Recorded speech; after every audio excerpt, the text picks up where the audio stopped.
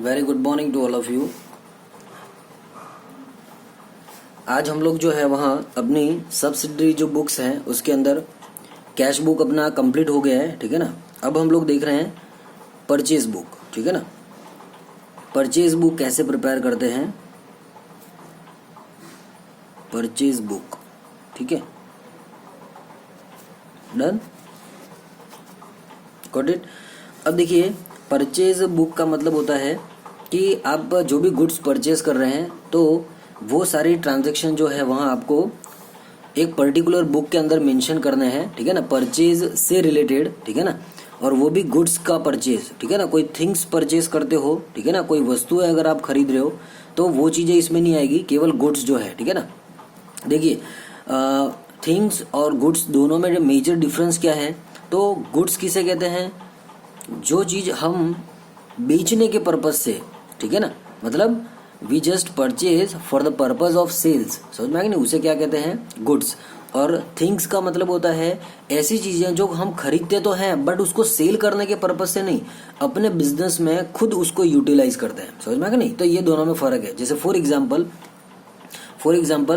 अगर मेरी शॉप है तो उसके अंदर मैं मान लेते हैं कि फ़ैन अगर परचेज करके ला रहा हूँ, ठीक है ना। तो फ़ैन क्या है कि सर मेरी दुकान में सीलिंग फैन लगाने के लिए मैं फ़ैन जो है वहाँ परचेज करके लाया हूँ, समझ में आ गया नहीं। तो वो एक क्या कहलाता है, वो एक वस्तु है, एक थिंग्स कहलाती है, समझ में आ गया नहीं। तो वो गुड्स नहीं है, done.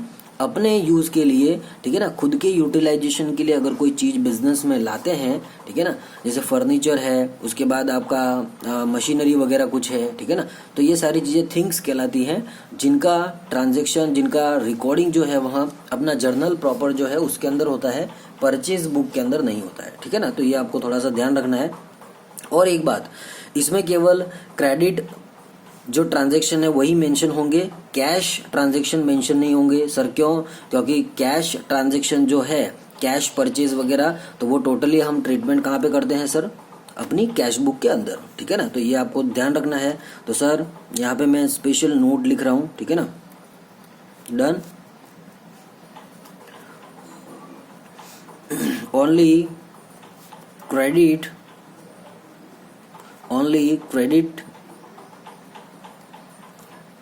transaction only credit transactions are mentioned in purchase book.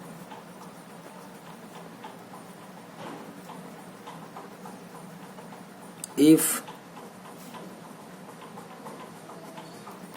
things are purchased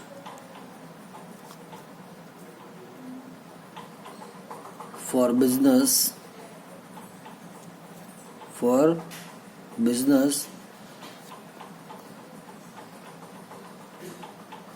will be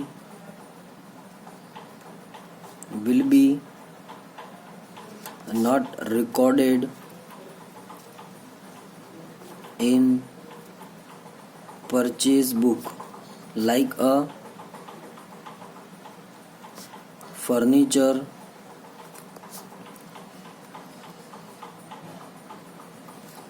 plant, machinery etcetera, ठीक है ना। बात समझ में आ गई, डन। चलिए and last one is a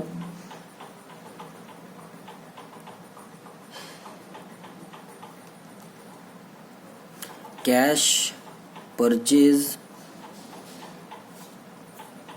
are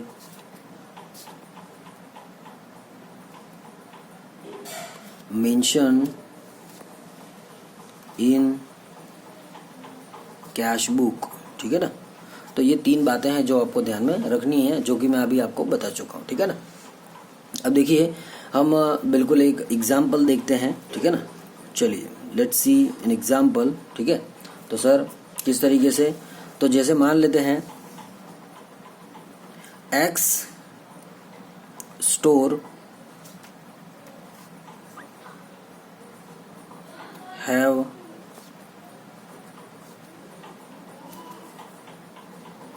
following transactions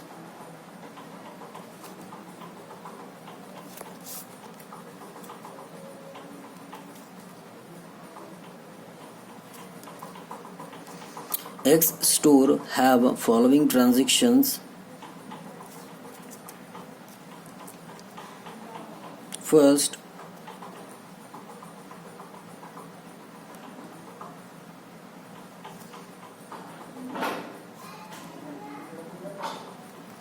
chemistry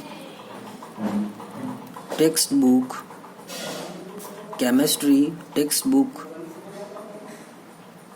purchase from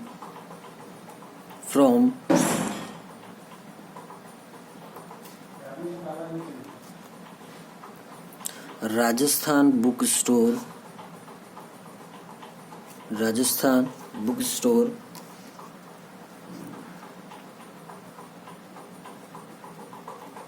150 quantity at the rate of 200 each, and trade discount at the rate of 10%. ठीक है, फिर दिया हुआ है नेक्स्ट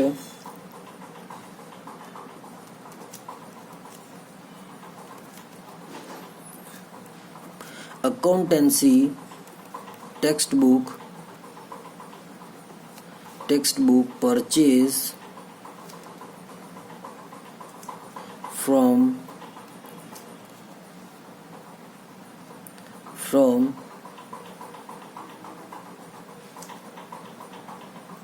राधे बुक स्टोर कितनी क्वांटिटी? तो sir 100 quantity at the rate of 250 each, and trade discount at the rate of 10%. ठीक है ना, at the rate of 10%. ठीक है,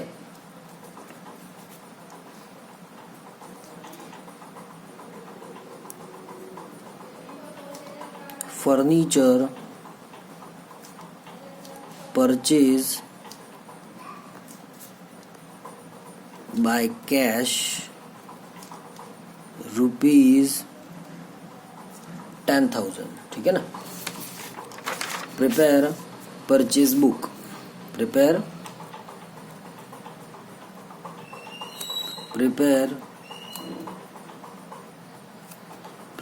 परचेज बुक. ठीक है ना, तो सर कैसे करेंगे? बिल्कुल सिंपल है. ठीक है ना, मैंने आपको जो बात बताई वो आपको ध्यान रखना है. कैश ट्रांजैक्शन इसमें रिकॉर्ड नहीं होंगे, केवल क्रेडिट ट्रांजैक्शंस रिकॉर्ड होंगे.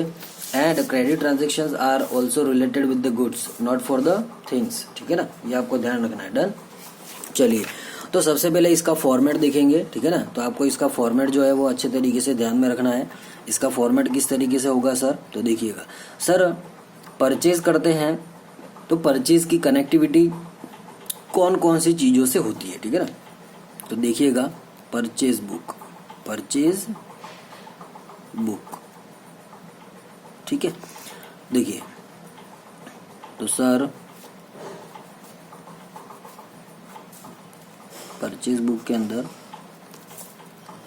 सबसे पहले आप लिखते हैं डेट, उसके बाद सबसे पहले आप लिखेंगे डेट. ठीक है, उसके बाद हम लोग लिखेंगे सर इनवॉइस नंबर. ठीक है ना, इनवॉइस नंबर का मतलब होता है बिल नंबर. ठीक है ना, आप कोई भी गुड्स परचेज करते हैं तो विदाउट बिलिंग कभी हुई आपका परचेजिंग होगा नहीं. ठीक है ना, क्रेडिट परचेज जो करते हैं या कैश परचेज हो, जो भी हो. ठीक है ना, बट बिलिंग दोनों के अंदर होता है. But we just talk about only a credit transaction. ठीक है ना, तो सर इनवॉइस तो बनेगा ही. ठीक है ना, इनकम टैक्स का रूल है और हर एक सेलर जो होता है वो आपको बिल देता ही है. ठीक है ना, चलिए फिर नेम ऑफ सप्लायर,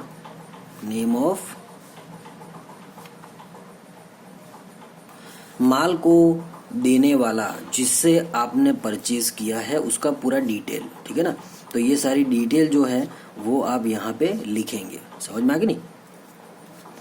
इसको कह सकते हैं डिटेल, ठीक है ना, पर्टिकुलर भी कह सकते हैं, बट आप यहाँ पे ऐसा लिखिए name of supplier with detail, ठीक है ना। फिर आप लिखेंगे अमाउंट, ठीक है, अमाउंट, गॉट इट। चलिए अब देखिए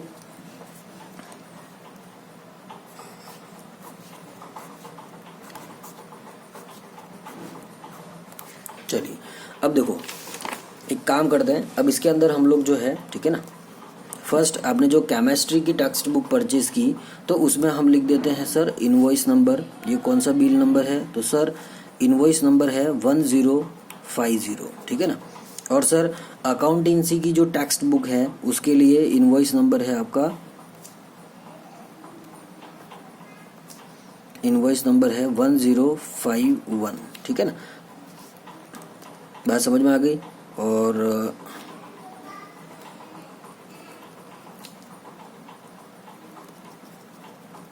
डन, तो सर इस तरीके से डन। अब देखिए ये वाला जो ट्रांजैक्शन है आपका, ठीक है ना, ये आपका कैश ट्रांजैक्शन है जो कि हमारी परचेज बुक से रिलेटेड नहीं है। डन। चलिए तो सर परचेज बुक बनाएंगे तो किस तरीके से देखिएगा।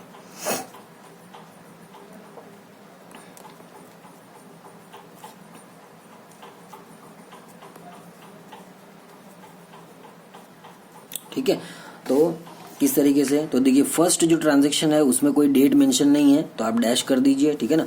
फर्स्ट का जो इनवॉइस नंबर है, ठीक है ना, वो लिखिए, तो सर 1050, ठीक है ना। पहला जो आप टेक्स्ट बुक परचेज कर रहे हैं, ठीक है ना, तो उसके लिए जो बिल है आपका, ठीक है ना, 1050 वो लिखिए। ताकि होता क्या है, बिल नंबर से आप एग्जैक्टली फाइंड कर लेते हो अच्छा ये वाला बिल है, ठीक है ना। बिल नंबर डालते ही आपके पूरा पीसी जो है आपका टैली जो है वो बता देता है कि अच्छा सॉफ्टवेयर जो है टैली का जिसमें हम लोग अकाउंटिंग करते हैं, ठीक है ना। तो जैसे ही आप बिल नंबर डालते हैं तो वो उस एंट्री को शो कर देता है, अच्छा ये आपने आपका पूरा डिटेल कि आपने कहाँ से क्या परचेज किया हुआ है, ठीक है ना, इस तरीके से। तो सर उस पार्टी का नाम लिखिए जिससे कि आप परचेस कर रहे हैं। तो सर आप राजस्थान बुक स्टोर से परचेस कर रहे हैं, ठीक है ना। तो सप्लायर का नाम क्या है सर, राजस्थान बुक स्टोर, ठीक है ना, राजस्थान बुक स्टोर, ठीक है ना, ये इसका नाम हो गया। अब आप क्या परचेज कर रहे हैं सर, तो सर हम केमिस्ट्री की जो टेक्स्ट बुक है 150, देखिए क्रेडिट ट्रांजैक्शन है सबसे पहली बात, क्योंकि कैश वर्ड कहीं यूज में नहीं आ रहा है और पार्टी का नाम भी गिवन है, ठीक है ना। 150 क्वांटिटी केमिस्ट्री टेक्स्ट बुक, ठीक है ना। टेक्स्ट बुक कितनी सर, तो सर 150 क्वांटिटी और 200 पर बुक, ठीक है ना, पर टेक्स्ट बुक। तो sir 150 quantity at the rate of 200 each, ठीक है ना, 200 ईच। डन। तो सर ये लिख दिया। अब देखिए इसमें टीडी भी है, ठीक है ना, 10% मतलब ट्रेड डिस्काउंट। बात समझ में आ गई। डन। तो सर क्या होगा सर, ट्रेड डिस्काउंट जो है वो सीधा ही माइनस हो जाएगा, ठीक है ना। ट्रेड डिस्काउंट जो है वो क्या होगा सर, सीधा ही माइनस हो जाएगा। तो इसको समझने के लिए हम क्या करेंगे सर, तो सर 150 मल्टीप्लाई 200 इक्वल टू क्या हो गया सर, तो 30 और इधर से आ जाएगा ये। डन। समझ में आया। 30,000 जिसमें से ट्रेड डिस्काउंट जो है वो लेस कर दीजिए, ठीक है ना, 10%। डन। तो सर 30,000 का 10% हो गया 3,000 रुपीज। डन। तो सर टोटल जो एग्जैक्ट जो वैल्यू है वो आ जाएगी सर 27,000। तो जो नेट वैल्यू है वो आपको बाहर की ओर लिखना है। डन। समझ में आ गया, बिल्कुल सिंपल है सर, ठीक है। तो इस तरीके से फिर सर सेकंड जो है आपका, ठीक है ना, सेकंड जो ट्रांजैक्शन है उसका बिल नंबर क्या है सर, उसका बिल नंबर है आपका 1051, ठीक है। तो सर 1051। डन। कौन सा बुक स्टोर है जहां से आप परचेज कर रहे हैं सर, तो सर उस बुक स्टोर का नाम है राधे बुक स्टोर, ठीक है। तो लिखेंगे राधे बुक स्टोर, ठीक है, राधे बुक स्टोर। डन। क्या, तो sir accountancy text book, done. Accountancy की टेक्स्ट बुक, और वो भी कितनी, तो सर 100 बुक्स हैं और 250 ईच, ठीक है ना। 100 250 ईच, ठीक है। तो सर 100 मल्टीप्लाई 250, और इसमें भी आपका टीडी है, ठीक है ना, ट्रेड डिस्काउंट 10%, तो सर ये आ जाएगा आपका 25,000, ठीक है ना। ये आपका कितना आ जाएगा सर 25,000, जिसमें टीडी जो है वो माइनस कर देना है, ट्रेड डिस्काउंट, ठीक है ना, जो कि 10% है। तो सर 25 का 10% हो गया आपका 2,500। तो ब्रैकेट का मतलब होता है माइनस, ये अंडरस्टैंडिंग होना चाहिए। तो सर टोटल नेट आपने कितनी वैल्यू का गुड्स जो है वहाँ परचेज किया, तो सर 25,000 में से 2,500 आपने माइनस कर दिया, तो 22,500। तो सर मेरी परचेज बुक जो है वो टोटल परचेज जो है आपका दोनों पार्टियों से, तो टोटल परचेज आपका कितना हो गया सर, तो सर ये हो जाएगा आपका 94500, 49,500, ठीक है ना। और आपको ध्यान रखना है कि सर परचेज बुक का डेबिट बैलेंस होता है। कौन सा बैलेंस होता है, डेबिट बैलेंस, ठीक है ना। तो ये आपको ध्यान रखना है, डन।